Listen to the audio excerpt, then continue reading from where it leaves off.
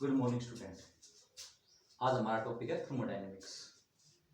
ये एक्चुअल में क्या है, मैंने एमएससी प्रीवियस के अंदर करवाया है और जैम के अंदर भी उनका काफी हद तक हो चुका है थर्मोडायनेमिक्स का टॉपिक। उनके अंदर केवल 4 या 5 लेक्चर बचे हुए हैं।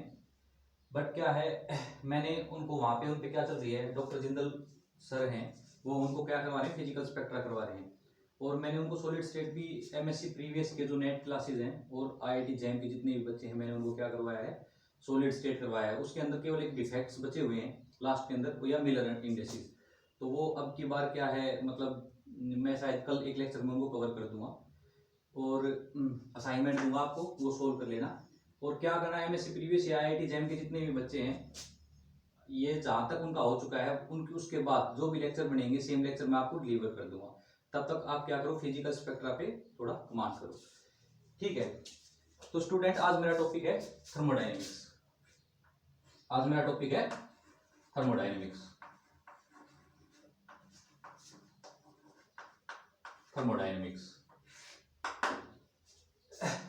थर्मो मतलब हीट, डायनेमिक मोशन, मतलब हीट इन मोशन। कहीं ना कहीं इस चैप्टर के अंदर हम क्या पढ़ने वाले हैं, हीट इन मोशन।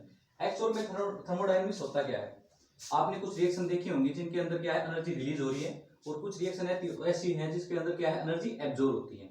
जो एनर्जी रिलीज हो रही है या एनर्जी किसी रिएक्शन के अंदर एब्जॉर्ब हो रही है, वो किस मैकेनिज्म पे काम कर रही है, थर्मोडायनेमिक्स के मैकेनिज्म पे काम कर रही है। हम यहाँ पे हीट की वेरियस फॉर्म पढ़ेंगे, ठीक है, और वो कैसे उसके अंदर काम करती है वो सभी किसके अंदर पढ़ेंगे, थर्मोडायनेमिक्स के अंदर। अगर मैं डेली बेसिस पे बात करूं तो हमारे जैसे जितने भी व्हीकल है उसके अंदर हम किसका यूज करते हैं, थर्मोडायनेमिक्स की एप्लीकेशन को यूज करते हैं। अगर जैसे मैं बात करूं किसी भी व्हीकल की बात करूं तो उसके अंदर क्या होता है, व्हीकल के अंदर जो उसका इंजन होता है उसके अंदर क्या होता है, कंबशन ऑफ फ्यूल होती है, ठीक है। उससे क्या होती है, इंजन को पावर मिलती है, जिससे अंदर क्या करता है, इंजन हमारा व्हीकल क्या करता है, रनिंग करता है। तो किसी भी टॉपिक को पढ़ने से पहले हम उसकी क्या पढ़ते हैं, कुछ बेसिक यूनिट पढ़ते हैं। उससे पहले जरूरी क्या है कि हम किसी भी चैप्टर को पढ़ने से पहले क्या है, उसकी बेसिक यूनिट पढ़ते हैं। पर इस चैप्टर के अंदर क्या है, इसकी यूनिट कन्वर्जन पढ़ेंगे, क्योंकि इस चैप्टर के अंदर जो सबसे इंपॉर्टेंट है प्रेशर और वॉल्यूम का यूनिट कन्वर्जन। काफी चीजें क्या होती है, आपको क्वेश्चन पूरा सोल्व कर लेते हैं पर लास्ट में क्या होती है, आपको यूनिट अलग दे दी जाती है। तो केवल तीन चार यूनिट बताऊंगा प्रेशर और वॉल्यूम की, उससे ज्यादा आपको कुछ नहीं पढ़ना है, ठीक है। वो आपके लिए इनफ है, जो भी मैं बताऊंगा प्रेशर और वॉल्यूम की यूनिट वो आपके लिए क्या है, इनफ है। और ये क्या है, नेट के अंदर अगर बात करेंगे तो हर साल क्या इसके 3 या 4 क्वेश्चन आते हैं, मैंने मिनिमम बताया है 3 या 4 क्वेश्चन थर्मोडायनेमिक्स के नेट के अंदर और जैम के अंदर क्या है, मिनिमम आते हैं। तो क्या है, एग्जाम के पॉइंट ऑफ व्यू से हमारा क्या है, ये टॉपिक काफी वेटेज रखता है, ठीक है। तो इस चैप्टर को ध्यान से पढ़ेंगे। ये चैप्टर एक्चुअल में 2 वीक्स का है, ठीक है, पर अब देखते हैं यहाँ पे कितने टाइम में करते हैं इसको कवर। तो सबसे पहले हम क्या पढ़ते हैं जी, यूनिट कन्वर्जन। क्या पढ़ते हैं सबसे पहले, यूनिट कन्वर्जन। क्या पढ़ते हैं, यूनिट कन्वर्जन। सबसे पहले यूनिट किसकी कन्वर्जन, किसकी पढ़ते हैं, वॉल्यूम की। किसकी पढ़ते हैं, वॉल्यूम की। वॉल्यूम तो इसके अंदर लिखो, मैं अगर बात करूं 1 metre into 1 metre into 1 metre, ये किसके बराबर है, 1000 लीटर के। किसके बराबर है, 1000 लीटर के। या मैं इसको ऐसे भी लिख सकता हूं, 1 metre cube is equal to 10 की पावर 3 लीटर, ऐसे लिख सकते हैं ना। तो अगर क्या बात करें, मैं बोलूं 1 लीटर इज इक्वल टू 10 की पावर -3 मीटर क्यूब, क्या ऐसे लिख सकते हैं, हाँ सर बिल्कुल लिख सकते हैं, क्योंकि मैंने क्या किया, 10 की पावर 3 इसको क्या ले गया, लेफ्ट साइड की साइड ले गया। तो 1 लीटर किसके बराबर हो गया, 10 की पावर -3 मीटर क्यूब के, ठीक है। तो अगर आपको कहीं क्वेश्चन में दिखाई दे 1 लीटर किसके बराबर कन्वर्ट कर सकते हैं हम, आपको मीटर क्यूब के बराबर, ठीक है। 1 लीटर को किससे में कन्वर्ट कर सकते हैं, मीटर क्यूब के अंदर कन्वर्ट कर सकते हैं। और 1 मीटर कितना होता है, 1 मीटर कितना होता है, 100 सेंटीमीटर। तो 1 मीटर जहां दिखाई दे आपको वहां पे क्या लिख लो, 100 सेंटीमीटर।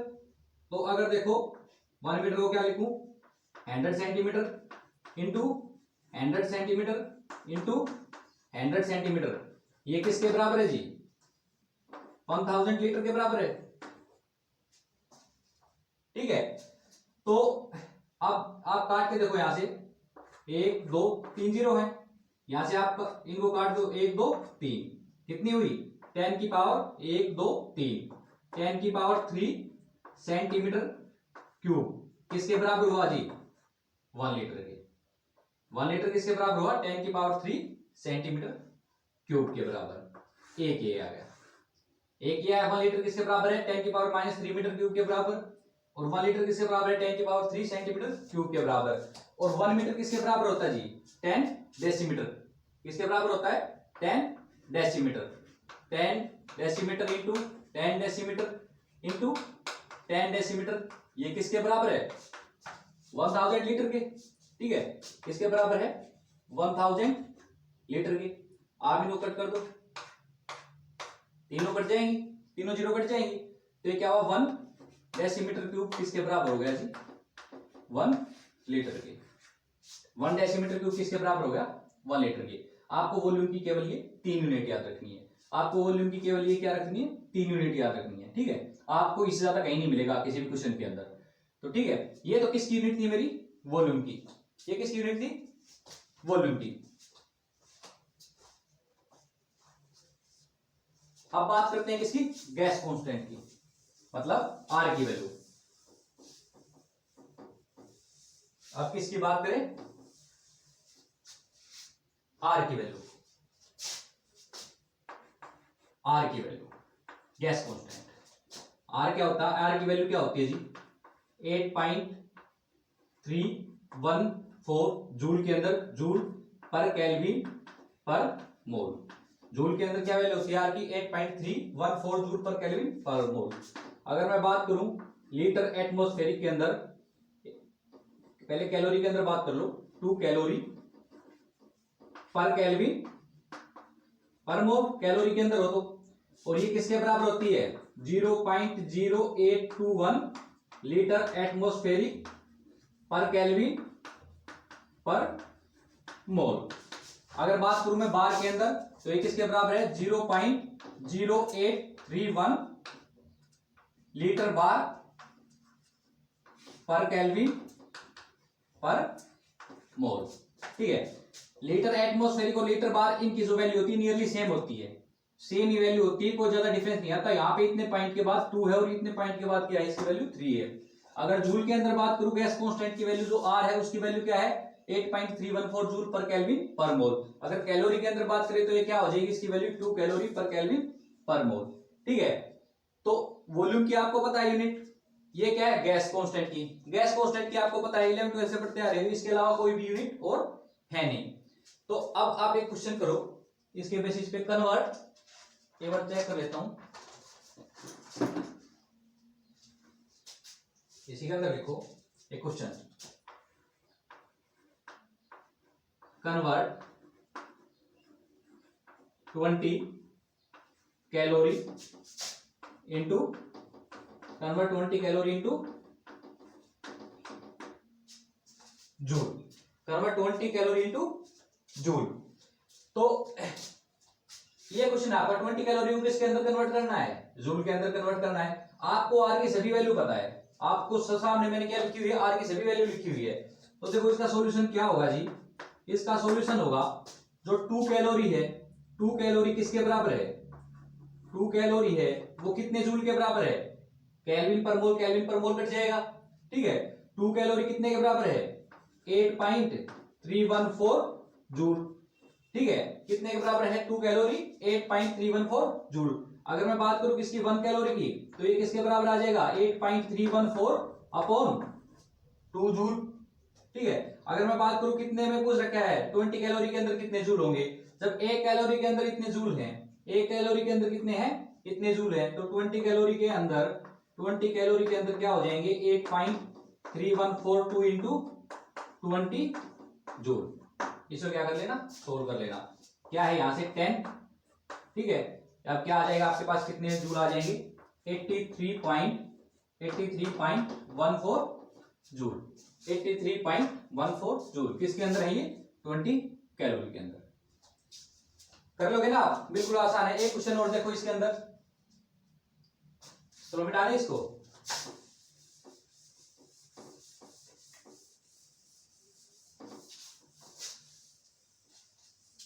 कन्वर्ट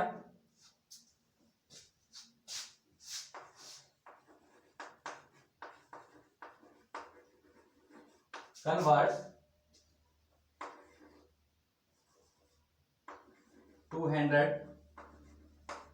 लीटर किसके अंदर कन्वर्ट करवाया है, litre ATM into joule, ATM into joule. क्या करवाया इसने, किसको कन्वर्ट करवाया है, 200 लीटर एटमॉस्फेरिक के अंदर, किसके अंदर करवाया है, जूल के अंदर। तो आपको पता है कि मैंने पीछे लिखवाया था कि 0.08 एटीएम है ना, 21 लीटर एटीएम के अंदर कितने जूल है जी, 8.314 क्या है, कितने जूल है किसके अंदर, 0.0821 लीटर एटमॉस्फेरिक के अंदर। अगर मैं बात करूं 1 लीटर एटीएम के अंदर 8.314 डिवाइड बाई 0.0821 कितने हो गए, इतने जूल हैं, ठीक है। तो आप डायरेक्ट देख लो, देखो इसमें क्या है, टाइम लगेगा, 1 लीटर इतने लीटर एटीएम के अंदर क्या है, इतने जूल हैं, एक के अंदर इतने, सीधा देखो भाई। अगर मैं बात करूं 1 लीटर एटीएम के अंदर क्या होगा, अगर इसके अंदर इतने जूल हैं तो 1 लीटर एटीएम के अंदर कितने जूल होंगे, सीधी सी बात है 100 जूल है। देखो 0.08 है, वो क्या है 8.314 है, बल्कि क्या है ये वैल्यू नियरली क्या है, सेम है, कट जाएगी। तो 1 लीटर एटीएम के अंदर कितने जूल होंगे, 100 जूल। समझ में आई बात, ठीक है। तो क्या है 1 लीटर एटीएम के अंदर क्या है 100 जूल। तो इसने कितने के अंदर पूछा है जी, कि कन्वर्ट करना है किसको, 1 एटीएम 200 लीटर एटीएम को जूल के अंदर कन्वर्ट करना है। तो कितना हो जाएगा, 200 को अगर बात करेंगे एक के अंदर इतना हो गया, ठीक है। तो 200 लीटर एटीएम के अंदर कितने जूल होंगे, 200 लीटर एटीएम के अंदर जूल होंगे 100 इंटू 200 जूल, ठीक है। 1 लीटर एटीएम के अंदर कितने हैं जूल, इतने हैं। 200 के अंदर अगर बात करेंगे तो क्या हो जाएगा 100 इंटू 200 जूल, ठीक है। तो आप इसको सोल्व कर लेना। अब नेक्स्ट क्वेश्चन करो, ठीक है, सिंपल है ना जी। ये भाई अगर आपको क्या है, आपको ये गैस कांस्टेंट की जितनी भी वैल्यू है क्या है, सेम है, ठीक है। और आप वॉल्यूम की भी क्या करना, जो मैंने आपको वॉल्यूम की यूनिट क्लास में निकलवाई थी तीनों, तो आप उनको भी क्या कर लेना, एक बॉक्स के अंदर क्या है लिख लेना, तीनों वैल्यू को क्या करना, एक बॉक्स के अंदर लिख लेना कि भाई इसकी वैल्यू इतने लीटर एटीएम है, ये क्या है, मतलब इतना डेसीमीटर है, ये इतने लीटर के बराबर है, इतना सेंटीमीटर है, वो इतने लीटर के बराबर है, ठीक है। वो तीनों क्या है, आपको 3 यूनिट ही निकालवाई थी मैंने वॉल्यूम की, तो आपको क्या कर लेना, उनको क्या कर लेना, इक्वल रख लेना, क्योंकि उन सभी की वैल्यू क्या होती है, इक्वल होती है, जो लास्ट में मैंने कन्वर्ट करवाई थी आपको, ठीक है। क्वेश्चन करो एक और, कि भाई क्या दे रखा है, m की पावर n लीटर बार, m की पावर n लीटर बार, ये किसके बराबर है, 1 जूल के बराबर है, 1 जूल के बराबर है। तो इसने क्या बताया, इफ, क्वेश्चन में दे रखा है इफ n की वैल्यू क्या गिवन है हमें, -2, कैलकुलेट m, n की वैल्यू क्या है -2, देन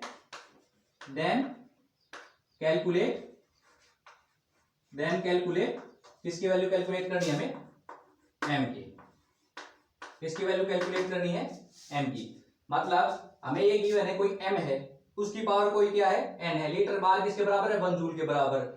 अगर उसने क्वेश्चन के अंदर दे दिया कि मेरी n की वैल्यू जी -2 है, तो किसकी वैल्यू कन्वर्ट करके दो मेरे को, m की वैल्यू कन्वर्ट करके दो।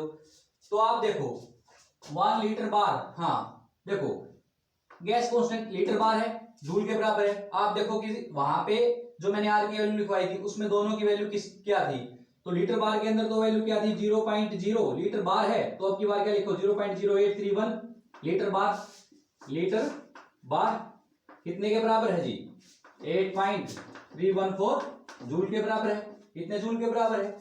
अगर तो इसमें भी क्या देखो, 1 लीटर बार की अगर बात करूं तो ये भी नियरली किसके बराबर आ जाएगा, 100 जूल के बराबर आ जाएगा, ये भी किसके बराबर आ जाएगा, 100 जूल के, ठीक है। तो इसने क्या गिवन है, m की पावर n लीटर बार 1 जूल के बराबर है, तो मतलब यहां से 1 जूल देखो कितने के बराबर आ गया, 1 जूल किसके बराबर आ गया, 10 की पावर -2 लीटर बार, इसके इक्वल है ना। मतलब 1 जूल किसके बराबर है जी, 10 की पावर -2 लीटर बार। तो अब देखो यहाँ पे मेरा 1 जूल है, हाँ जी 1 जूल है, ये किसने के बराबर है, लीटर बार है, लीटर बार आ गया जी। यहाँ पे n की वैल्यू इसने क्या दे रखी है, n की वैल्यू -2 उसने बताया। अगर n की वैल्यू -2 है तो m की वैल्यू क्या हो जाएगी? m की वैल्यू क्या हो जाएगी? 10। मेरे m की वैल्यू क्या हो जाएगी? m की वैल्यू क्या हो जाएगी? 10।